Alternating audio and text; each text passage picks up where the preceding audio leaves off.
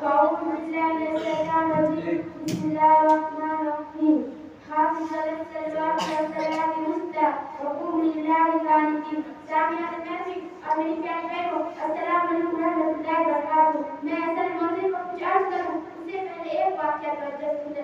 काफी दिनों पहले की बात है, शहर कुफार में एक ईमानदार भूल रहता था। वह अपने घोड़े के जरिए नासिर उजर कर लोगों का सामान ले जाया करता था।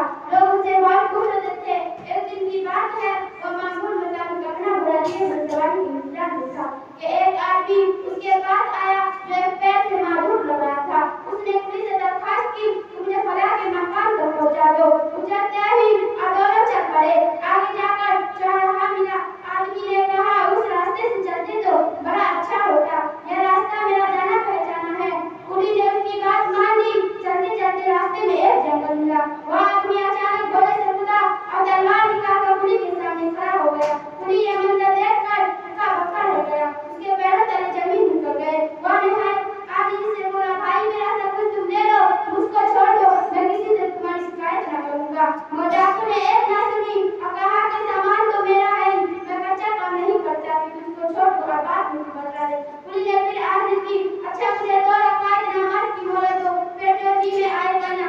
आदमी उस दरवाजे हो गए। पुलिस ने फौरन नियत बांध ली और अल्लाह से अर्ज की। उसकी आंखों से जरों बता आंसू जाहिर हो गए। अचानक एक दूसरे घोड़े सवार नामुमकिन हुए। उसने डाकू पर हमला कर दिया। डाकू गिरा और तड़पने लगा। देखते ही देखते उसके बदन से आग की धुआं निकलने लगे और एहतियात में इसका काम तमाम हो गया। उधर पुलिस ने नमाज अल्लाह से फारिग होकर यह मंजर देखा। उसने अजनबी सवारी को आवाज दी मगर वो अजनबी गायब हो गए और जाते जाते यह कह गया कि अब तुम महफूज हो, जहाँ चाहो वहाँ जाओ। यह नमाज अल्लाह के सामने बिटियाबाजी की बरकत है। सही मानों में अब हम नमाज अच्छी तरह से अदा करें और अल्लाह से दुआ रखें तो अल्लाह हमारी तमाम दुआओं को उसी तरह कबूल फरमाएंगे।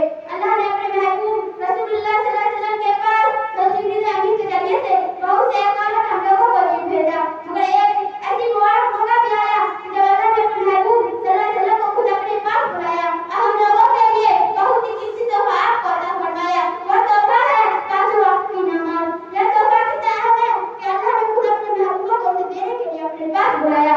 हुजूर नबी करीम सल्लल्लाहु अलैहि वसल्लम के साथियों को यह तोहफा मिला तो बेहद खुश हुए। क्या उनको अल्लाह से बात करने और अल्लाह से मिलने का जरिया मालूम हो गया। उस वक्त आकाए दो जहां